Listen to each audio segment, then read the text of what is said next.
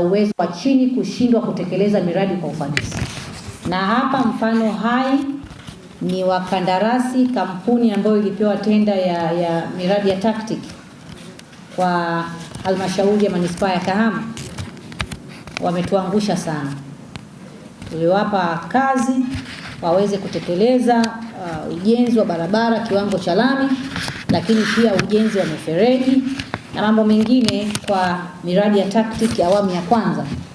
Wakawa wamefanya chini ya kiwango, lakini nitumie fursa hii kupongeza sana kwa kweli timu ya manispaa ya Kahama kwa hatua za awali kabisa ambazo walizichukua, ambazo na sisi mkoa kupitia kwa Mheshimiwa Mkuu wa Wilaya alituhint hatua ambazo manispaa wamechukua, lakini pia mkurugenzi wa halmashauri alikuja akamwambia RAS, na sisi tukahakikisha kwamba kwa kweli tuko na nyie kuweza kupata mtu sahihi ambaye ataenda kukamilisha miradi hii.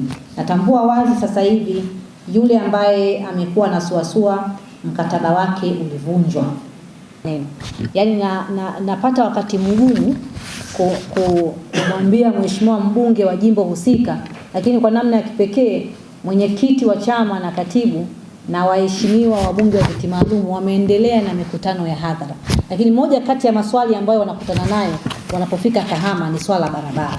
Sasa kikao hichi kitoke na majibu na uelekeo ambao mwenyekiti wetu wa chama atapata jibu la moja kwa moja, katibu wa chama, mbunge wa jimbo ndugu yangu Ngaiwa yuko hapa, lakini waheshimiwa wa viti maalum Dr. Mzava uko hapa na mheshimiwa Mwanahamisi yuko hapa.